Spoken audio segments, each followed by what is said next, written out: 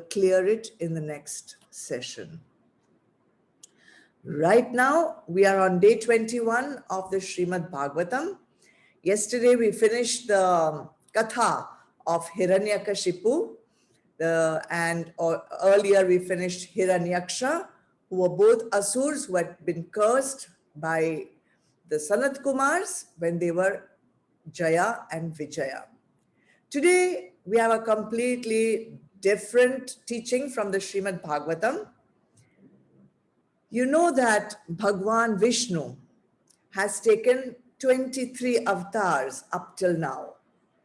And 10 of these avatars, everyone knows, they are very commonly well known. They are well known.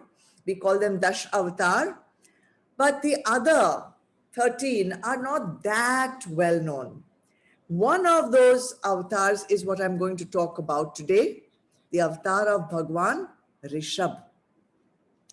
So King Nabhi did not have any children. And therefore, he and his wife, Marudevi, performed intense austerities, tapasya, to please Bhagwan Vishnu because they really wanted to have a child. Pleased with their tapasya and their devotion, Bhagwan Vishnu gave them a boon. And the boon was that I will come myself as a son to both of you. So Bhagwan Vishnu took an avatar. He was born as Rishabh Dev. Rishabh means the best, the highest, the best, the most excellent. Because the child that was born was highly, extremely intelligent, so beautiful, handsome to look at, strong, courageous, adhered to dharma, had knowledge, wisdom. He was the best in every single way that you could imagine.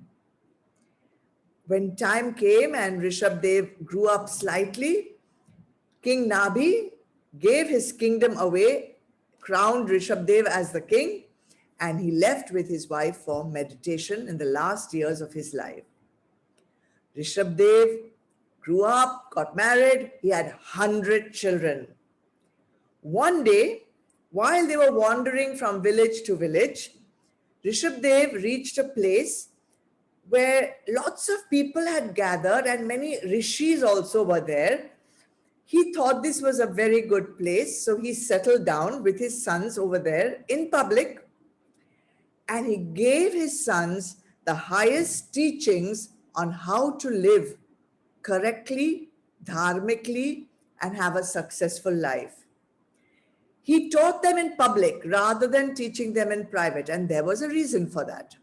The reason is that after giving his sons so much gyan and wisdom, just in case in the future the children made a mistake, then all the other people who were listening to the Updesh would be able to correct them and bring them back onto the path that their father had given them. This teaching that Rishabh Dev gave his sons so many centuries ago remains valid for us today in Kali Yuga, and more valid right now for us than perhaps it was valid at that time. So today I'm going to give you 3 of those teachings. The first teaching he gave his sons is, the purpose for which we have got this physical body is not to enjoy sense pleasures, not for sense gratification. This body which we have got is like a temporary vehicle. It's a temporary residence, let's say, for our Atma, because that's who we really are. So instead of wasting our precious life trying to please this body that we are, that is also not who we are. We're trying to please a body that we are not. It is more important for us to perform those kind of actions which will purify our mind. Which will purify our mind, and only after we purify our mind, can we move towards the joy that we will experience when we realize our highest spiritual goal. So this is the first teaching that he gave his sons. Don't waste your time on pleasing the body. Take the time to clean the mind. When the mind will become clean and purified, you will be able to see yourself as Atma. And when you will see yourself as Atma, that joy that you will feel will be much better than, much higher than the joy that you are getting from the sukh of sansar. Second teaching, he said, the satsang of a self-realized master is the road to moksha. And the kusang, bad connection, bad company of lustful and worldly minded people is the road to hell. So the satsang, the good company of masters who are self-realized, will take you to moksha, and the kusang, the bad company of lustful, worldly minded people, will take you to hell. He told them that in the beginning, we may enjoy the company of materially minded people, materially inclined people who want to indulge in the self, in the sense objects. And it is entertaining also. And more important, it will be good for you because it will be satisfying your own vasanas. But in time, all that entertainment, all that gratification will lead you to the pain that you will definitely experience as a consequence of your indulgence. So stay with satsang, drop kusang.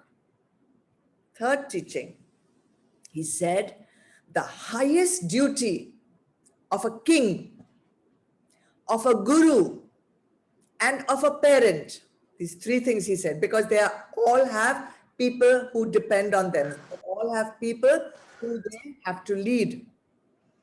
All those people who have to lead others, who are dependent on, who have people dependent on them,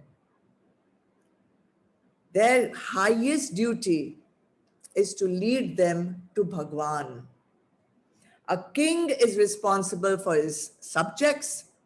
A guru is responsible for his shishyas, and a parent is responsible for his children.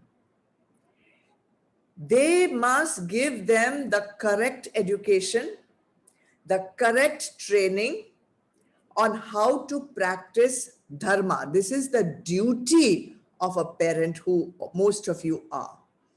You have to teach them, and if they go astray, you have to bring them back to dharma in whichever way you can. It's your dharma. It's a parent's dharma to use whatever they can use to bring the child back to dharma, and then teach them how to use dharma to go towards moksha. So these are the three teachings. I will recap them for you. The joy of self-realization is much higher than the paltry sukh of sense gratification. Don't run after the wrong happiness. Satsang will take you to moksha. Kusang will take you to narak. The highest duty of a king, guru, and parent is to teach dharma to your child, to your shishya, and to your subject, and teach them the path through dharma to go to moksha. I'm going to leave you with these three teachings. Digest them, see how they apply to you, see how you can use them in your life. I'm sure you'll find a way to use them.